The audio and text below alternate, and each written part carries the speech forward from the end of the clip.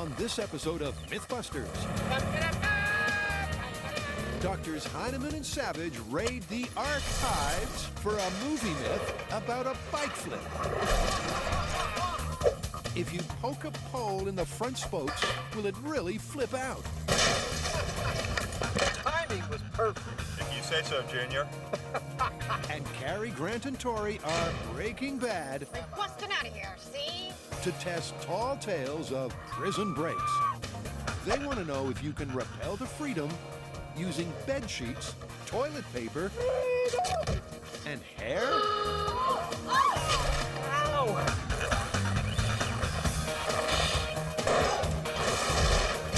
Who are the Mythbusters? Adam Savage That's 100% wacky right there. and Jamie Hyneman. Pain is your friend. Between them, more than 30 years of special effects experience. Joining them, Carrie Byron, Do it. Grant Imahara, Danger! Warning! Warning! and Tori Belleci. Okay, you want to play rough, little gopher? They don't just tell the myths, they put them to the test.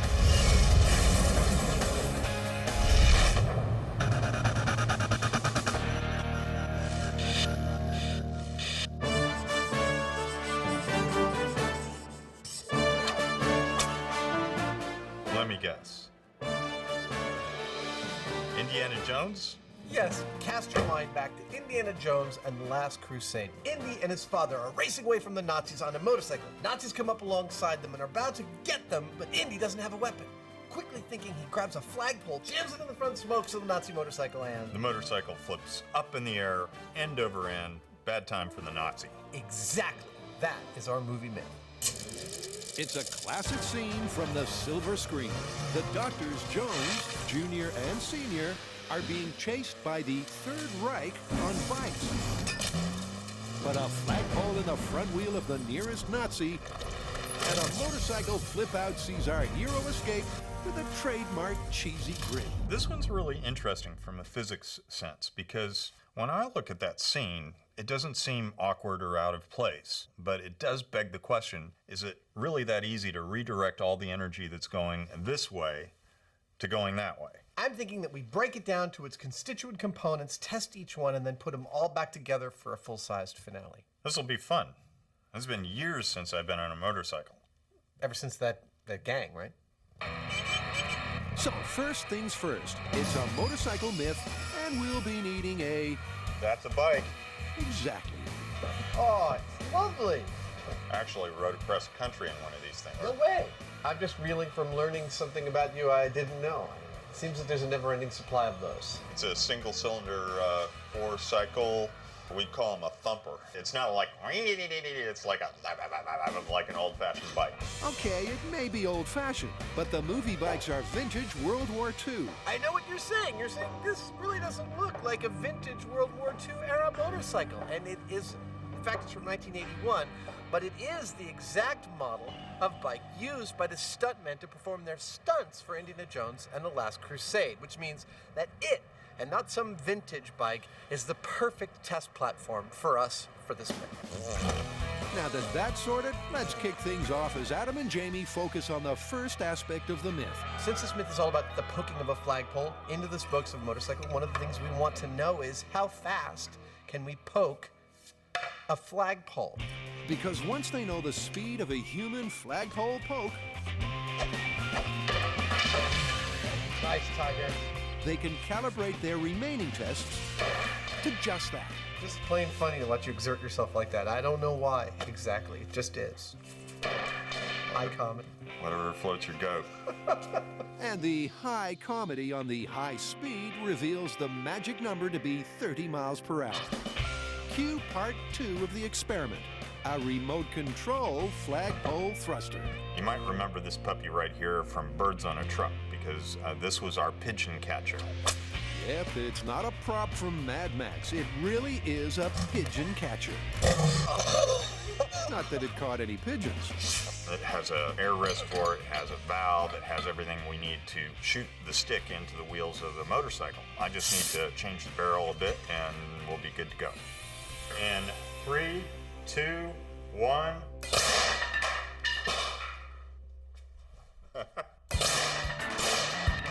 Yeah, that looked a tad faster than 30 miles an hour to me. But let's see what Adam thinks. One.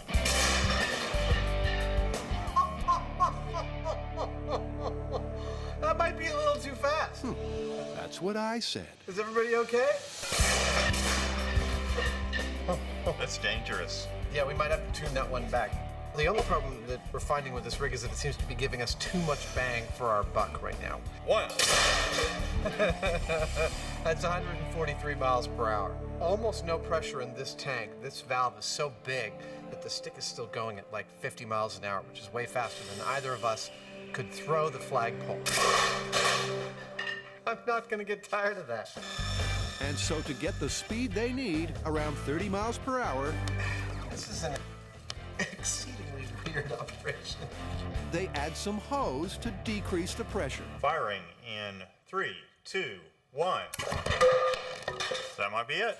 That's it. That's the butter zone. 12 PSI, we get 28.5 miles per hour. That's perfect. As odd as this sounds, after destroying their wooden backstop, they finally got the ex-pigeon catcher throwing a flagpole at a realistic speed.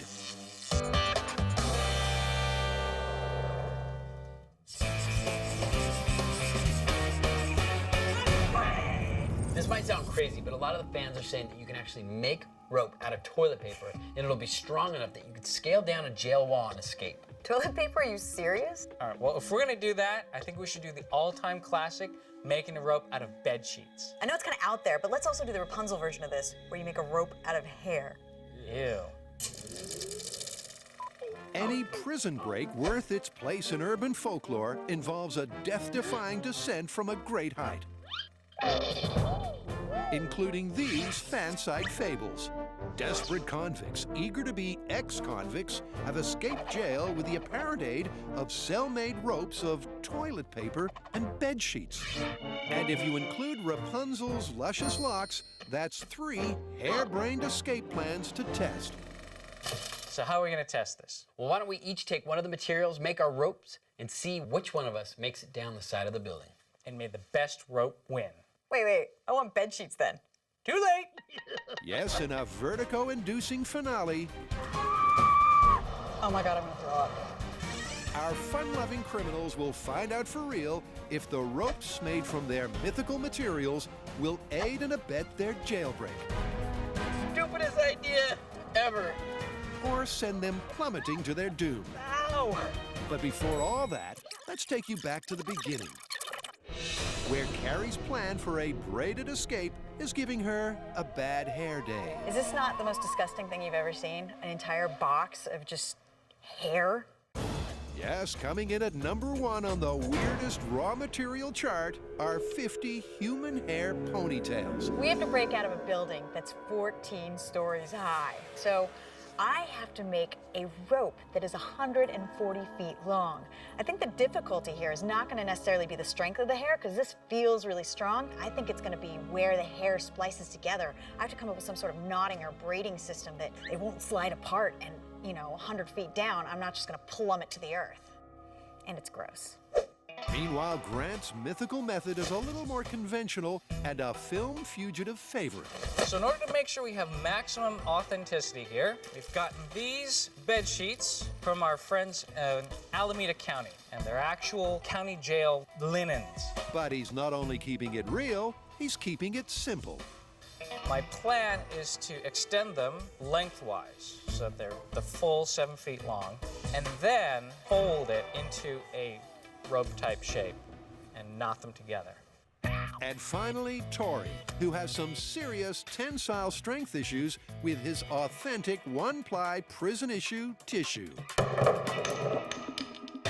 There you have it. It's not strong enough. But he's a man with a plan. If you look at the toilet paper, it's perforated for your convenience of pulling off one sheet at a time. Already, it's got this built-in weak link. So I think twisting it, rolling it, will give me the extra strength that I need. Look at that. The same amount of toilet paper, just wrapped up, is strong enough to now hold the 3 kilos. So this is the way I'm gonna make my toilet paper rope. Adam and Jamie's past crusade to hold Hollywood to scientific account Oh, that's great! has given the team some memorable moments of movie mayhem. Bunches on the ground. Bunches on the ground. But on this last crusade, the team are tackling the tall tale that a stick between the spokes can cause a head-over handlebars flip. So far, they've got their bike and rigged a remote-control flagpole thruster. So, what's next? When this bike is moving at highway speeds, the spokes are going so fast you can hardly see them. So what we need to find out is whether it's possible for a human to thrust a stick into those spokes fast enough to get them cleanly through there. And then once that occurs, what happens to the wheel? And to get the wheel spinning at chase scene speeds, 50 miles per hour, Adam whips up a dynamometer. So the dynamometer is fully built and constructed. It's ready to spin this wheel up, and I'm going to explain. I don't really need to explain how it works, do I? The motor drives the chain, drives the wheel, spins it up to speed, we poke it with the stick. It's pretty straightforward. And now it's time for the old spoke and poke test. So with the bike secured, this test is all about the space between the spokes and not the full flip. This is going to be cool. Will a flagpole thrust at realistic speed actually penetrate the wheel? 3, 2, 1. Apparently not. Well, that was a bit of a letdown. Yes, the stick just bounced right back out. And after a second test under the same conditions produces a similar result, the guys decide they're missing the point on the stick and on the wheel. Maybe we want to aim the stick back towards here. Like the movie, the guys were aiming at 3 o'clock. But as that last test showed, in the time it takes to hit the spokes at 10 o'clock, the flagpole can wobble free. So, take 3. Only this time, they're targeting 9 o'clock. Firing. 3, 2, 1. Perfect. Penetration, wheel stoppage, and as a bonus, some controlled mayhem. We broke some stuff. We successfully stopped the wheel with the stick, and that's great. That's 15 pounds coming to a dead stop from 50 miles an hour. But this was a stationary test. When we go out on the road with this, there are hundreds of pounds in this bike, plus the rider that want to keep on going. And that's where the real fun's going to start. So, it turns out it actually is possible to get a flagpole in between the spokes of a motorcycle wheel while it's going 50 miles an hour. Yeah, you know, I don't see anything holding us up from putting this motorcycle on a trailer, dragging it behind a truck, and trying this test full size at speed. And then if there's any truth at all to this myth, bikes getting airborne. Exactly. So it's full scale ahead, and the plan in the can looks a lot like this. At the push of a button, the bike and Buster will begin freewheeling. That in turn will trigger the flagpole flinger and jam the stick into the spokes. And to get things rolling in the right direction, Adam's reinventing the wheel. Well, the first problem I think we got to solve is exemplified by taking a look at this footage again. Yeah, see that? Okay. The hubbed spoked wheel, it's not really ideal for us to shove a stick into because those spokes are not going to stay put. We need a wheel that can stay put under continued abuse for repeated tests, and we're going to use steel plate to do it. We've had 2 of these, plasma cut out of 1/4-inch steel plate. We're going to bolt them to one of the motorcycle rims, have a tire put back on it, and a couple of flange-mounted pillow blocks on the axle, and that ought to hold up to everything we can throw at it. The Road Warrior would be proud. This thing is absolutely as solid as a rock. It's perfect. For the Prison Break parable, This place can't hold me! Grant Iron Man Imahara, We're busting out of here, see? Carrie Knuckles Byron, I was free! and Don Salvatore Belleci Free, I tell you! are pretending to be put away in order to break out. Prisoners, step in, lock down. They're going to find out if you can effect an escape with ropes made of bed sheets, toilet paper, and hair. My collection of hair I've gathered from the shower and all the rat tails I've been stealing. I will have no problem making a rope and getting out of here. But despite being forced to use authentic cell-made materials, Warden, I got diarrhea. I need more toilet paper. the guys won't really have to prepare their escape in their cells. They get to do that back at the shop, where Tori has worked out that if he twists one-ply prison-issue tissue, it becomes less fragile. Look at that. That's pretty cool. But can it really be made into rope? As you can see, I'm twisting the toilet paper into little strings. Once I have enough strings, I'll weave it into a rope, and hopefully that will be strong enough to hold my weight, and that'll be my ticket out of this joint. And this process is taking a long time, but let's face it, I'm in jail. I got nothing but time. Someday I'll be free. Ring. It may be time-consuming, but before modern manufacturing techniques, this is exactly how real rope was made. Fibers of material were twisted into yarns. A few of these yarns were twisted in the opposite direction to form threads. And again, several of these were counter-twisted to form rope. So it might sound crazy, but Tori could be onto something. I'm gonna get out of jail in no time.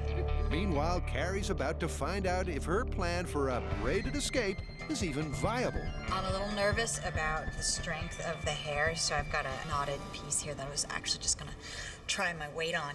I'm really kind of nervous about this because of that factor.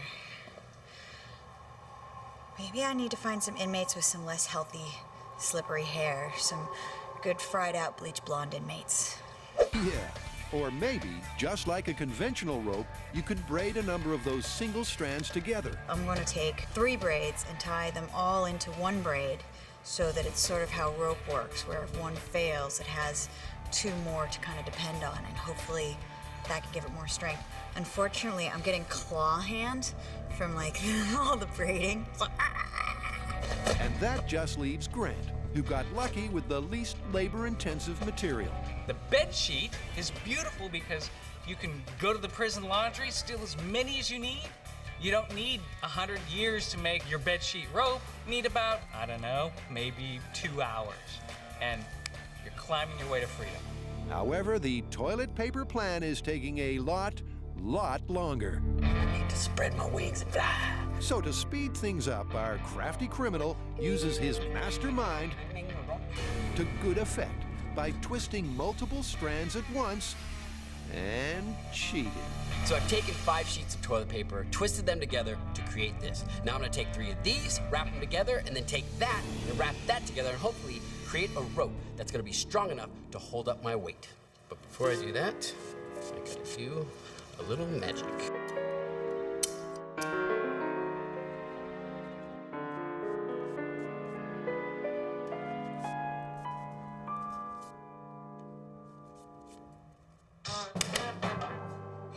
The amazing Balici. Meanwhile, over in Grant's cell, he's testing to see if the sheets can take the strain. So what we have here is a single standard Alameda County bed sheet, the knot tied at the top, threaded through 150 pounds of weight, which is equivalent to my body weight, and as you can see, it's actually doing quite well so far. Outside in the exercise yard, Tori is also ready for a strength test. This might work. Carrie, however, is still desperately braiding and plaiting. She's more concerned about the hair's joints and splices than its tensile strength. After all, keratin, the major protein component of hair, is as hard as nails, literally. It's also the stuff that forms horns, claws, and hoofs. The question is, will it also make rope? Jamie and Adam are flipping out, That might be a little too fast. All right. testing the movie myth that jamming a stick between the spokes will cause a motorcycle flip out. But they've got a tough build ahead. In order to go full scale with this, we need to both be able to hold this bike and let go of it at very precise timing. So we're going to start by building a trailer that holds it upright, that on the push of a button releases it, and then once it's released, we'll fire a stick right through those front spokes. In engineering terms, there's a mountain to climb. And what better way to show the passage of time than a montage?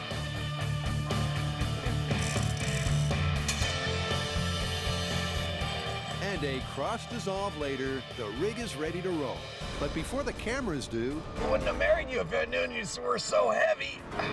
the team needs a change of scenery. Ready? Yep, let's go. And the location they've chosen is, surprise, the disused runway at Alameda. It's a good day for a motorcycle accident. I think so. Let's make a few.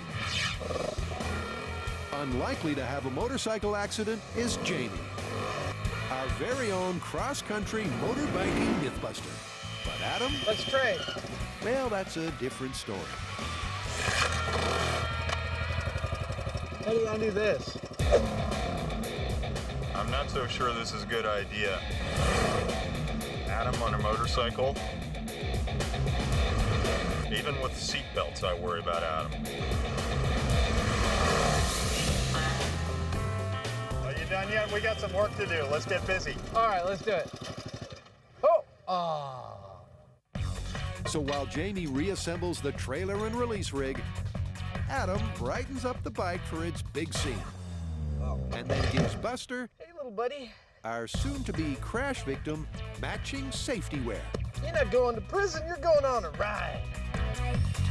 And with Buster's ride secured to the trailer, he's ready for a test run. This may look pretty straightforward, but actually it's a pretty complicated rig, and there's a lot of little things which we're not sure exactly how they might react to getting up to speed. So that's the first thing we're gonna do. Get the whole rig up to speed and just see how it runs. But before they even get up to speed, Buster looks like he's DUI. Well, now that's a problem. Yeah, that's what we wanted to see. For those of you playing along at home, here's what we were trying to do, and here's where it went wrong. We were attempting to pull the motorcycle by the handlebars. When you're riding a motorcycle, that's an excellent way to steer it.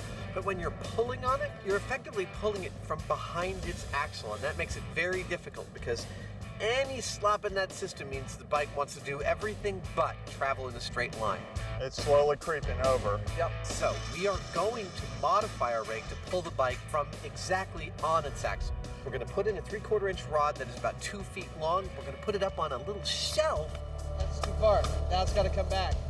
We're still gonna use the same release system we have, but that should make the wheel travel straight and true and allow us to drag this thing all day long and do our testing.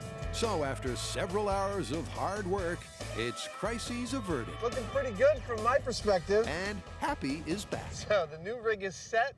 We're bringing the truck in and we're ready for what is still to be our first test run. But honestly, actually, it's been great trying to solve this problem in the field with little scraps of metal. I feel very positive at this point. That's if it works. And with the truck easing up to 25 miles per hour, I don't see any problem with that.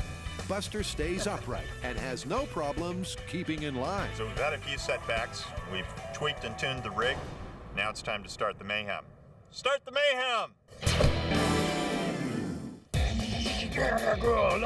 Jailed for science. Carrie, Grant, and Tori are going a little stir crazy.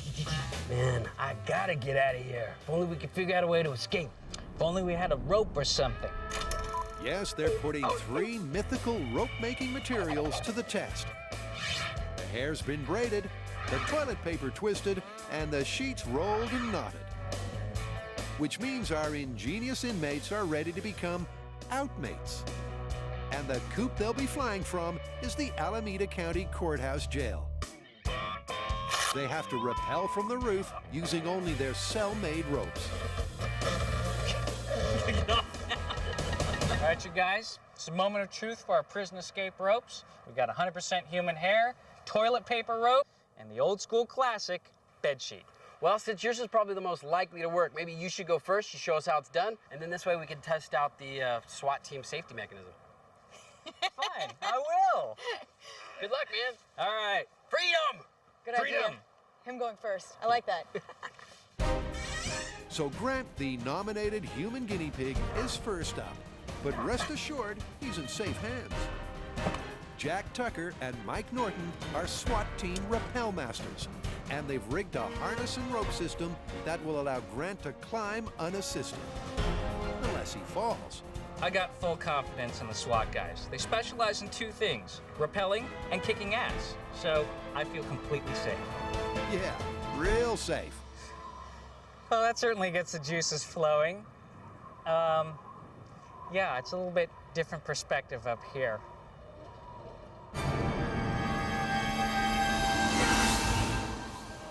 I can do this. With every inch of that terrifying drop playing on his mind, Grant forces himself to focus on prepping for the climb. So this is the moment of truth for my bedsheet rope. Can you actually escape using a bedsheet and not have it break? Okay, it's long enough. Okay. So careful observers may note that I'm wearing, in addition to my standard prison garb, a safety harness. Now the important thing is that the safety harness is only in case the rope breaks or there's some other problem. Okay, you guys, I'm ready to go. The bed sheet will be holding my entire weight the whole time. Here I go. Grant's first careful steps are onto a convenient ledge just over the edge. Holy sheep, that's high! But from here on in, it's down to Grant and those knotted bed sheets. All right, you guys ready? Ready? Go Here we go with the old school bed sheet. Be careful, little buddy. Despite the concern below, the early signs are good. He's doing the walk down the wall thing. Oh, it looks like he's done this before. You broken out of jail before? Wow, those are holding up. The bed sheets are holding up. He's getting tired. Oh, man. The question now is, can Grant hold himself up? Oh, God. He's just hanging. He's just hanging. Hang on, buddy. Don't let go. You're almost free. Atta boy. This sucks. You can do it. I've got climbing experience, but there's nothing to hold on to up there except for the rope. Pretend like your life depends on it, because it kind of does. It says, thank God that I got those big knots in there, because if I didn't have that, I'd be done. Oh, Grant, you're doing so good. You're almost there, dude. You're halfway there. The sheets are totally holding you up. There were a couple places where I couldn't quite get a foothold, and the rope just slipped through my hands, and that's where I got these hideous rope burns, which are really, really hurting. Oh, look at the pain in his face. Freedom's like 20 feet away. Yeah! Ow! Ow! Oh, yes! Yes! Yes! Yes! Yeah! Let go, you're there, dude. Yeah! I'm free! I'm free! Confirmed! Ow! Freedom. But with a bad case of rope burns. The good news is I can totally see why they put this in movies, because the entire time the bedsheet was solid. There was no ripping, no tearing, no giving way of the bedsheet. That was solid. And, you know, I had been in a little bit better physical condition, probably would have gotten down that no problem. And what that means is that scaling the jailhouse wall with a bedsheet rope is confirmed.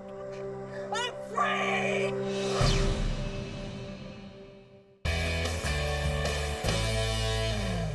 For those playing along at home, here's where we stand so far on the myth that jamming a flagpole into the front spokes of a motorcycle will cause it to flip up in the air. We've gotten a motorcycle wheel up to 50 miles an hour and found out that, yes, a human is totally capable of jamming a flagpole into that front wheel and stopping it. We broke some stuff. The question now is, if you're doing that to a motorcycle that's moving, will it have the effect that the myth states? The bike immediately stops and starts to cartwheel while going up in the air. Now we're going to see what happens for real. Okay, that's where we've been. But where are we going? So this is how this works. We're sitting on the back of a flatbed truck moving down the runway, and when I press this switch, I set into action a whole series of events. The first series of events he sets into action are our electrons moving down this wire. Those electrons working so hard and dutifully will get to this motor and start it to spin. This motor, mounted to this entire custom-built rig meant to hold this motorcycle in an upright position, will start this all-thread spinning. This all-thread is mounted to a nut in the center of the handlebars, keeping it attached to the rig. The nut in reverse will release the bike from the rig. When the bike releases from the rig, it'll trip this little blast switch. The brass switch will then send a signal to this 2-inch pilot valve, holding back 25 pounds per square inch of pressure inside the scheduled 40 accumulation tank, which we've custom built. The air, once released, will travel down this flexible hose into this cannon behind the hickory stick, sending the hickory stick through the spokes of our custom built motorcycle wheel, stopping the motorcycle on a dime, sending it up into the air, and hopefully having everybody cheering for science. And with the crowd expectant, The team set up and step up for the first test at 25 miles per hour. You know what I hope? What? I hope it works. Me too. All right, let's start it. Buster, looking every inch a crash test biker, tailgates the truck, ready for his moment of glory. 20 miles per hour. And once the team are at test speed, 25. Adam calls it. Firing in 3, 2, 1. And went through. It stopped the wheel. Okay, Will, stop. Slow down and stop. It all happened pretty fast, but a quick look at the high speed confirms the Rube Goldberg-esque rig worked like a dream. Jamie hit the switch, Buster was released. Oh, I see it flicking the switch. The cannon fired, and the flagpole was jammed into the spokes, Timing is just dead on. giving Buster a taste of asphalt. How you doing, buddy? But there was no sign of the mythical flip. It couldn't be better, but I didn't see no Michael Flippo. Yep, no Bico Flippo, more of a Bico Topolo. So, what's next? The next thing we're going to do is ramp the speed up a little bit so that the bike will tend to want to stay upright for longer. And we'll probably get a little more energy in the process, which means a bigger flip if we're going to get one at all. So it's take two. Holding up well. And this time they take the truck to 40. 40 miles per hour. Okay, firing in 3, 2, 1, go. Oh! Okay, you can stop. Tell them to stop. Stop. So the additional momentum didn't help the bike get airborne. Instead, that extra energy was used to snap the flagpole in half. You know what? That right there is the test. You know, that's the test. Yeah. And it didn't work. It broke the stick. I think that was the circumstances of the myth right there. We got the bike going at 40 miles per hour. We got the stick firing perfectly into the spokes. It didn't stop the bike. It didn't flip the bike, and it broke the stick. So what's next? Stronger stick. That was the circumstances. Let's try and get the results with a big fat steel stick. Steel it is. Yep, just like Buster, the myth is down, but not quite out. Carrie, Tori, and Grant have had success with the first of their Rappel to Freedom tests. I'm free! I'm free! This myth is absolutely confirmed, and I love it when myths are confirmed. The rope did not break. You can make a bedsheet rope and escape from jail. Let's not air this in the prisons. That's one down, literally, I'm free! with 2 to go. Now that the sheets are confirmed, it's time to see if all your hard work is going to pay off. You look kind of nervous. Are you okay? I am kind of nervous. All right, good luck. See you on the outside. I'm not afraid of heights, but I'm really afraid of falling. And I'm not a mountain climber. This will be the first time I really will have done anything remotely like this. So, yeah, I'm nervous. Oh my God, I'm gonna throw up. And no wonder she's nervous. It's clear hair isn't exactly an ideal rope-making material. I was watching her form the rope, and there were many times where she had to take it apart because she would test it and it would just go whoosh. She's got multiple strands, you know, forming a big, thick rope of hair, but I don't know, at this point, my confidence isn't especially high. And neither is Carrie's. Whose hairball idea is this? Well, it's a harebrained plan for sure, but it's too late to turn back now. We're about to find out if that hairy lifeline will cut it. Man, oh, it's looking pretty good so far, actually. Well, the hair is It's holding up. That's great. It's incredible how strong it is. Whoa! It defies belief, but Carrie's descent is being supported by nothing more than a 140 feet long triple braided ponytail. How's it going, Carrie? I see split ends. You should have used conditioner. They're split ends. Hair care issues aside, Carrie's descent is going spectacularly well. You're almost free! The redundancy of the 3 separate braids seems to have solved the splice slipping problem. Oh, yeah! And her technique of sliding instead of climbing is just perfect. You did it! The hair didn't break! I've got to say, I'm totally amazed. My hands, a little jacked. This rope is composed of hair that's braided. And if you look at it, it's actually kind of springy, which is just crazy. It's effective. Disgusting, but effective. Yeah! Oh my God, that was so scary. Yeah. And the hair didn't break. I can't believe it didn't break. It was like I'd slide, grab a knot, slide, grab a knot. But the whole time I was just like, it's coming undone, it's coming undone, it's coming undone, it's coming undone. The only part it got really hairy, I would say it was actually, there's a portion in the middle where the hair's really thin, and I actually watched a little piece of hair go like this in slow motion, and I was just like, going faster, going faster. Then, when I was right close to the ground, I had about a foot, then I kind of dropped a little bit. That's the only time I actually felt the rope, kind of the belay, was the last foot. The whole time, that was sheer human hair strength. Incredible, but true. But unlike the bed sheets, the guys are reluctant to call this one confirmed. The hair worked, and it didn't break. I mean, it's not the most practical technique, but I mean, if you can get that amount of hair and braid it together, you can make rope and escape. Yeah, unless your name's Rapunzel, getting that amount of hair could be an issue. But as a mythical rope-making material, it does actually work.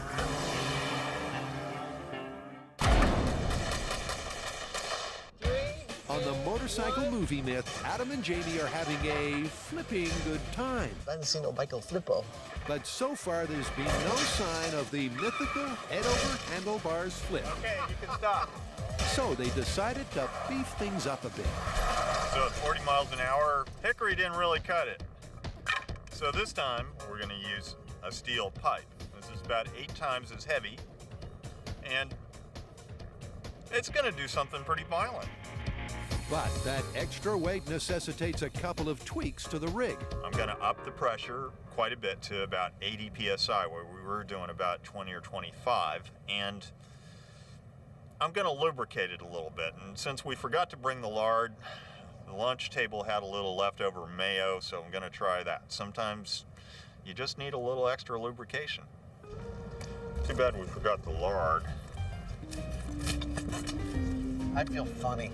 With Jamie's steel pole nicely lubricated, the team is ready for what it hopes will be the final spoke poke. Well, hopefully this is the it shot. This is either going to flip this motorcycle or prove once and for all that it's totally not possible. I hope this works. What's not to work? Oh, so many things. But if it goes according to plan, Buster will soon be taking a short, dizzying flight with a mandatory crash landing.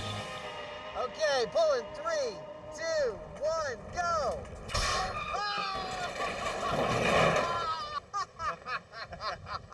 Give me 5 there.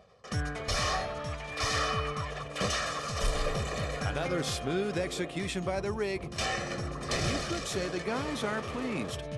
Well, that seemed to work just beautifully. It doesn't get any prettier than It was that. flawless. And the bike did not flip. No, the No tire skidded. You know, that's it. That's the perfect test. It's forward momentum. It doesn't transfer immediately to vertical momentum. It makes all the sense in the world now that I've seen it happen. You know, you could stop the bad guy that way if you happen to have a steel pipe, but it's not getting airborne. It won't happen. It's going to do exactly that. Dude, that totally worked. Wicked A. The most important thing to keep in mind about this test is the traction between this wheel and the road surface. Nice work, Buster!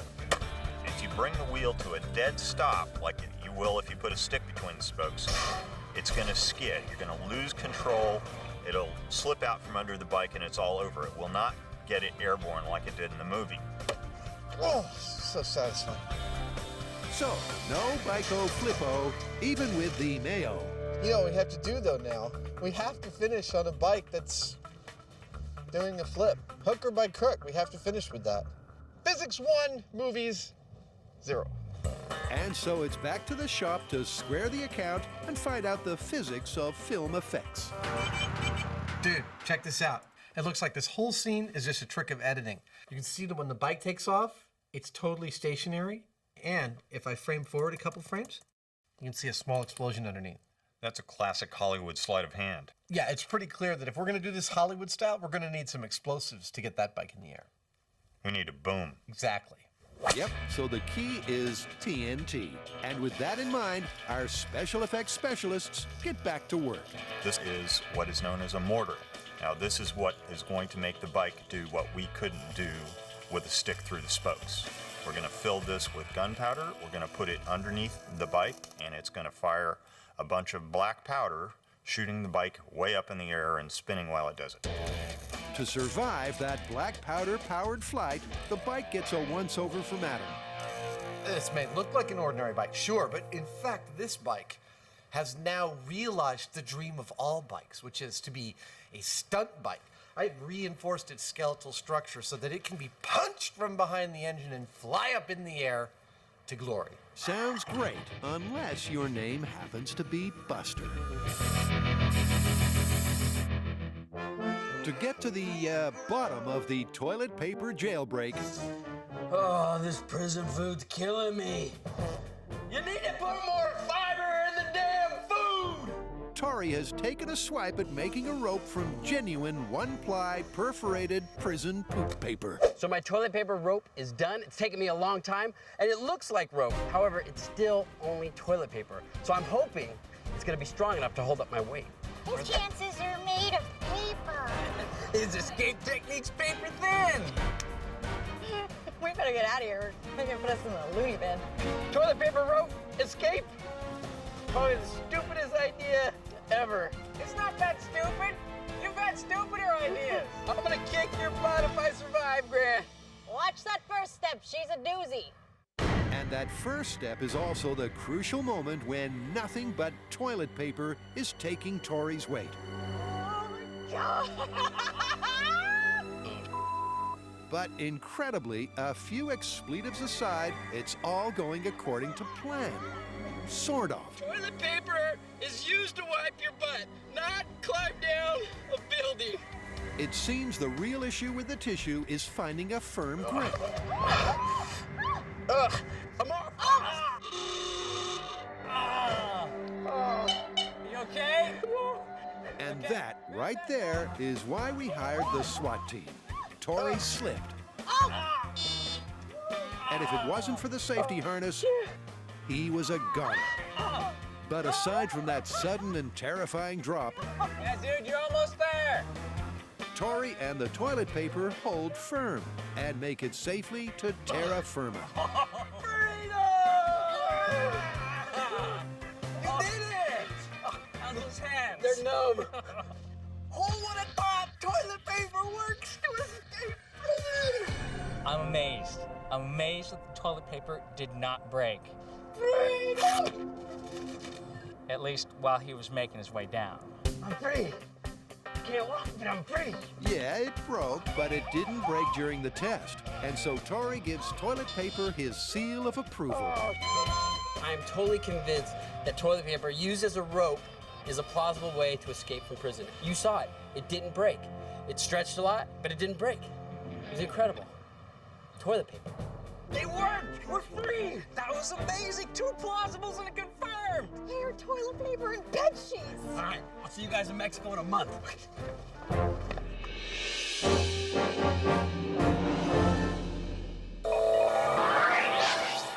Welcome back. Here's where we stand. We have already busted the myth that if you jam a flagpole into the spokes of a motorcycle at speed, that it will flip end over end. Totally not possible within the laws of physics. Now, Jamie and I are going to do it Hollywood style with our favorite tool, explosives. In Hollywood, also, geeky television show hosts get to dress up like their favorite movie heroes. That's the only crack I know. I can't crack like that, Al. Pretend to be in one of their favorite movies. All right, let's get to filming. And to make sure this silver scene recreation is spot on, the bike and Buster get a makeover by the wardrobe department. It looks good. And Buster is given no choice about his participation in the upcoming stunt. That's how the old Hollywood stuntmen used to do it. Wire me in, they'd scream. Buster's old school. With our very own member of the Third Reich on his bike, the guys, with the help of Matt the Pyro, prepare the mortar that'll send Buster into the air. We've got this mortar with a plate right on top of it. That plate is welded to the bottom of the motorcycle. It's very secure.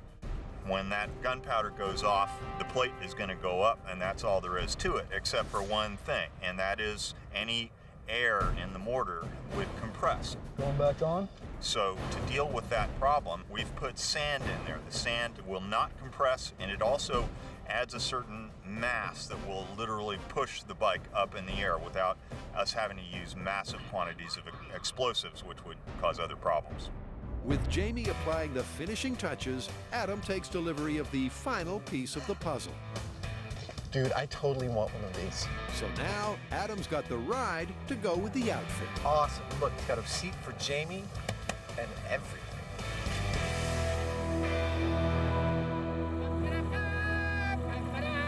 Cue one very happy, geeky TV host. Have you ever heard the term nerdgasm? And with that out of his system, it's stunt time. It's like nerd fantasy camp. Okay, so here's how the Mythbusters big budget movie shot is going to break down. Jamie and I will start the motorcycle and sidecar about 100 feet behind our stunt cycle. We're going to drive right past it, and then we'll get 100 feet ahead of it. The pyro's going to detonate the charge in this. Our stunt buster is going to fly up in the air end over end, and the long lens that we're shooting it from is going to make it look like we're a lot closer to the explosion than we actually are. You ready, old man? You got a taste for adventure? Okay. Here we go. So everyone, including Buster, is all set. Adam and Jamie roll up to speed, and Matt waits with his finger on the detonator. To get the shot, the timing, camera angle, and flight of the bike has to be just so. And that couldn't have gone better. Well, the timing was perfect. If you say so, Junior. Well, let's check the footage. The mortar exploded as Adam and Jamie hit their mark. And Buster, the chasing Nazi with the stick in the spokes, goes head over handlebars. Awesome. I'm seeing it go ass over tea kettle. That's exactly what it looks like in the movie. Yep, as a quick comparison confirms, the guys got the shot. It's beautiful. So you may watch this and still think, well, I think it could happen if the motorcycle under the right conditions. Let me point out. This stick in the wheel made the motorcycle skid. How much energy did it take to make the bike go completely vertical? Enough energy to crush this 3/8-inch thick steel plate and crack the frame in like 19 different places. That's a hell of a lot more energy than you can generate with a wooden stick. Myth busted. And now Buster, for doing such a good job, gets his reward. He really likes it this way. Nice work, Buster! Nice work! You know, at this point, we've done over 500 myths, and we get them from the internet, from movies, but the most important source is from you, the audience. So if you've got a myth for us to test, we'd love to hear about it. Log on to discovery.com/mythbusters, and if it's any good, we'll use it.